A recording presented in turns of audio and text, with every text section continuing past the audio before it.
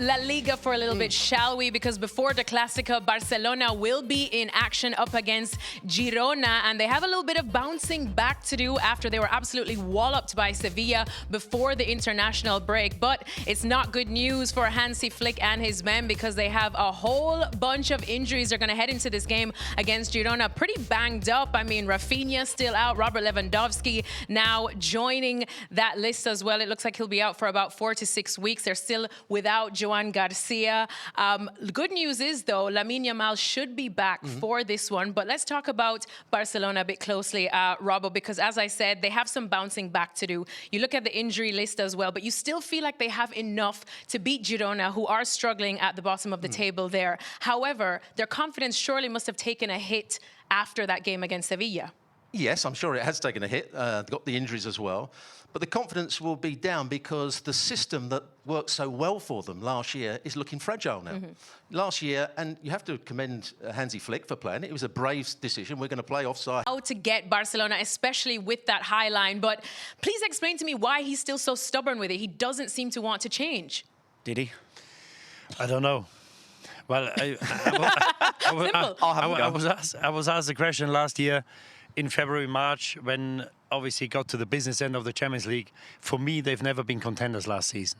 If you defend, as Robert just said, on the halfway line, it's impossible. And they played in the semi-final. They were lucky that Inter knocked out Bayern Munich. They play an Asian Inter Milan side. They've got 4 or 5 players past 35. They conceded 5 or 6 goals over the 2 legs. And obviously, we've seen a very one-sided game here in May, or the 1st of June. Paris in the final against Inter. I'm not sure it would have been a different story against Barcelona because the way they play, it's not possible. They did well in the league.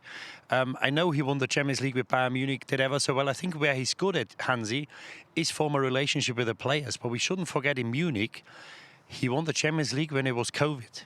All the German teams started 4 weeks earlier than the rest of Europe. Leipzig got into the semi-final in Lisbon at the final tournament. Got the job at the national team, didn't do too well. I'm very surprised how well he's doing. But as I said, he's done well in the league, okay in the Champions League. But if they carry on playing the way they did last season, and he seems to play the same way, I don't think they're contenders in the Champions League. He has managed to rehabilitate his reputation in Spain because leaving the Germany job, I think a lot of people thought, how good is this coach really? Did he just land with the right group of players at Bayern? And I think that there are still probably people who in Germany who think, did he just land with the right group of players at Barcelona? He's got Lamine Yamal. What a joy and what a gift that is for him.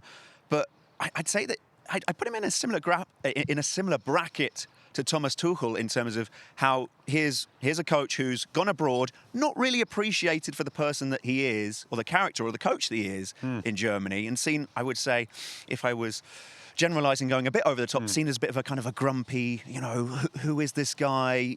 Does he really know what he is? And yet now there is more respect for him because you can only play that kind of adventurous style with the players that he's got, right? And I think that, to be honest, whilst I see what you're saying of, well, would they have got destroyed by that PSG side? Maybe, but still, there's the fact that they're playing that is still quite a statement for me. Yeah, it is, and you've got to give him credit because, first of all, he follows in Xavi, he follows an absolute icon of Barcelona Football Club, and he goes there, he doesn't speak the language, and you know how hard it is to get into the players and form relationships when you don't speak the native language. He managed to do that, but I think the progression now is that he won the league, brilliant. Real Madrid probably didn't function too well last season, hence Barcelona wins the league. If he wants to make the next step now, I think he's got to play a good role in the Champions League. They did it last season, but as I said, the target has to be with a group of players. Lewandowski is a bit of a discussion about him now, whether he's going to stay for next season. They've got so many talented players. You've got to try to win the Champions League because you only get so many chances. And the way they're playing, I don't really see that. So how would you change the way they're playing? It's the same for you as well, Robbo. Do you want them to just drop off? Is that all it is? Is that the only thing that they need to do to be successful enough to believe that they could win a Champions League? Well, I think you can't play an offside trap at the halfway line. It's not going to happen. Well, this is interesting actually. So to sort of go against the narrative a little bit. At the start of the first third of last season, they were being celebrated for how many offsides they were catching teams out for. Right. And this is a team, say, I remember a game last year when they played against Real Madrid, and Mbappe was off probably 10 times in this game itself. 9, yeah. Literally, it was so many times. And the critique was more about Mbappe says, oh, he should just do this, should just do that. But as the season went on, you'd hear opposition players talk about how they knew it was coming, but they couldn't do it the way that they wanted to when the game actually came. And I think some of the practice, it can lead to one thing, but when you see it properly, I think it is different. And I think my concern from a Barcelona standpoint isn't necessarily about the line, which is high, which would make every defender sort of like feel a bit uncomfortable as you see it. Why is there not more pressure on the ball higher up the field? I think that for me is the starting point. In the game against Seville a couple of weeks ago, the amount of times the players were uncontested, just playing the ball in behind. If the opposition are the ones who are dictating the timing, then the offside line is not going to work. If you can be Barcelona and really apply the pressure to make them essentially, mistime some of the passes with the attackers and the midfielders, the defenders and so on, then before you know it, they have all those offsides again. And this is a side that won La Liga, so clearly it's not the worst system in the world. You're absolutely right, Nedum. The pressing at the front has to be absolutely perfect. They've got to make sure nobody has time on the ball to pick those passes out. But if that's not the case, then the defenders have to see that and say, well, we can't press the ball now. We can't run up.